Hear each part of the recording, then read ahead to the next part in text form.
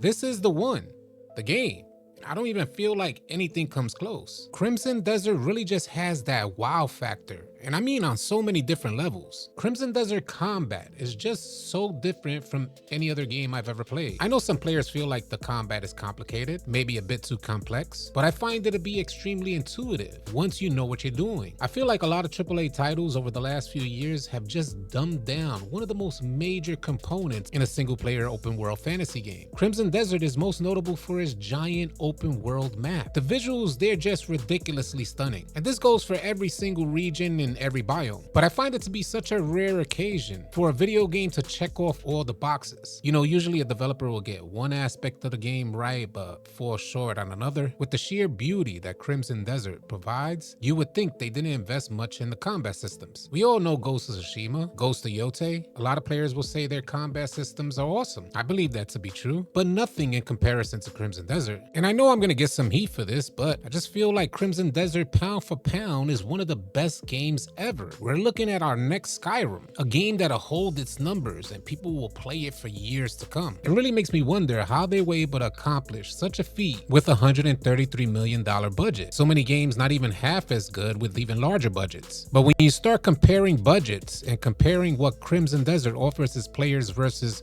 other AAA titles, it becomes very clear why Crimson Desert is the best. It also reinvigorates me as a player, now knowing that not all gaming studios are corrupted and money hungry. I feel like a certain sense of comfort and security, a comfort that I remember having years ago once upon a time. That comfort has been shattered through the years, giving my trust to some other gaming studios that don't deserve it. I think a lot of players, they're just tired of being bamboozled. Some studios with extremely large marketing budgets finessing us into buying their games. They make it sound amazing, look amazing, but when you get your hands on it, they just lack substance. Ironically, I don't even feel like Crimson Desert was marketed properly. I have another channel with a pretty large following, and I share my experience on how awesome I think Crimson Desert is. I gotta tell you that countless amounts of people never even heard of the game. And although Crimson Desert has achieved a great amount of success, it makes me wonder how much more they could have gotten if it was marketed properly. So many aspects of the game are reminiscent of Red Dead Redemption 2, wondering if Crimson Desert had that $370 to $500 million budget, how much larger would this initial success be? You know what I'm really grateful for? For you guys, my gaming comrades. Because even though Crimson Desert didn't have all that marketing, we were still able to pick the gem, that rose that grew from the concrete. I know a lot of players compare Crimson Desert to Elden Ring, and I was just doing a replay of Elden Ring right before the release of Crimson Desert, and I could definitely see some similarities there, but the feelings you get while you're playing the game are completely different. I believe Elden Ring to be just a dope game, and I feel every gamer should experience it. Without Elden Ring, there probably wouldn't be a Crimson Desert. But one thing Elden Ring is good at is making you have a feeling of despair. And on the flip side of that, Crimson Desert continuously makes you feel triumphant. The power of your character is felt as you're wiping countless hordes of enemies. And to help balance that out, you're equally humbled as the difficulty in boss fights is very similar to Elden Ring. So let's put this in perspective.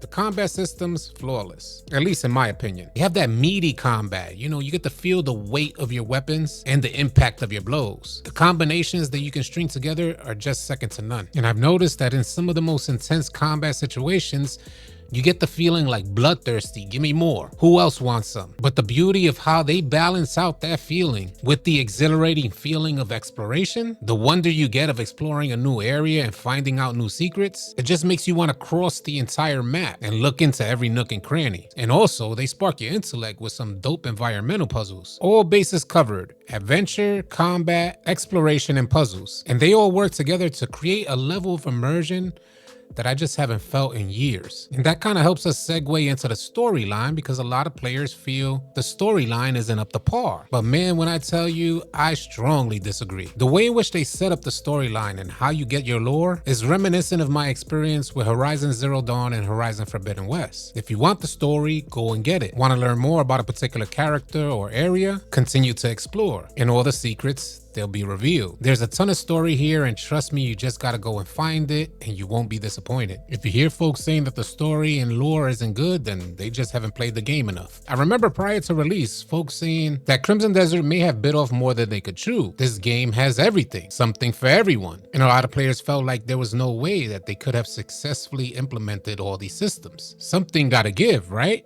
Well, I'm over 300 hours into this game, and every system just seems to be implemented well, allowing players to explore their individuality. In whichever which way you choose to create your adventure, you can tell the devs put a lot of care into nurturing that whole experience. And trust and believe, this is not a game that holds your hand throughout your adventure. You'll be on Google quite often trying to seek out answers. I've seen people out there creating whole spreadsheets to manage their camp funds and maximize their profits. Yeah, it's that deep. So all praise to Crimson Desert. But we have to acknowledge the shining stars, the creators of the game, Pearl Abyss. These guys have been working tirelessly to address community concerns, setting record timing for fixing some of the issues players had with the game. The best way to meet the needs of the player base is to stay connected with them, and that's what they do. You can tell they love what they created and they take pride in what they've delivered. You hear some reviewers complaining that Pearl Abyss just basically took some of our favorite aspects from different games and compiled them all into one. My response? Number one, what's wrong with that? Number two, why hasn't anybody else done it? And number three, who else would be able to do it successfully? Seriously, what's wrong with taking some great aspects of Zelda Tears of the Kingdom, the heavy and weighty movement of Red Dead Redemption 2, the way in which you chase story and lore from Horizon Zero Dawn and Forbidden West, the sheer awestruck beauty of Elden Ring with boss fights to match, the fantasy of Witcher 3, and the gigantic, all-reaching open world of Skyrim. And for the hell of it, just toss in a little bit of Assassin's Creed in there as well. You can tell the developers were influenced by some of the greatest games of past time. You can tell they enjoy these games, because it's not just simply copy and pasting some of these great aspects from different games, because they all emerge and present themselves as homage, while Pearl Abyss creates its own path and its own lane. They're out here setting a whole new standard for video games, so of course other gaming companies ain't gonna like them. Pearl Abyss is making them work harder. The truth is, they've lost touch with their roots and forgotten the reason for creating these games, and that's the player base. We've been getting fed a lot of slop from the gaming industry, and we can't act like these games aren't really expensive. They make tons of money. In my opinion, they should always be putting their best foot forward. Their lack of effort to create and innovate is the whole reason why there was a door for Crimson Desert to walk right through, a void for Crimson Desert to fill. And they filled that void with top-notch performance. There's no error codes, no weird crashes, no screen jittering, leaving a ton of other people scratching their head wondering how they do it. And there's a bunch of videos online trying to explain it. Crimson Desert just stuck their middle finger up to the gaming industry and basically told them y'all should have been doing this a long time ago. This is what happens when you drag your feet. This is what happens when you offer your player base small incremental improvements. This is what happens when you stop being creative. This is what happens when you choose money over innovation. Crimson Desert is here, and I promise you guys, it's here to stay. A game that's made to be savored, not made to be all consumed at once. A game that shows in every instance they respect the player's time and the amount of effort they put into it. Needless to say, for me, I feel like